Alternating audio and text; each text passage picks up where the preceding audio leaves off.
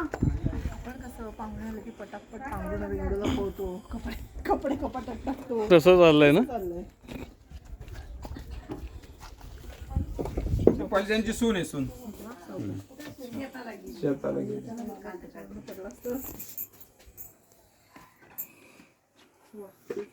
आजी तुमचं नाव काय?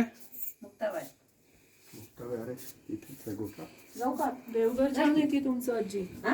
देवघर छान आहे. रोज पूजा करता? गोठा. ए, किती सुंदर आहे ते.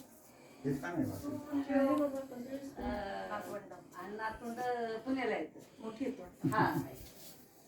शिकायला गेलेत का पुण्याला? शिकायला गेले. आजी शेती का तुमची? शेती आहे? आहे.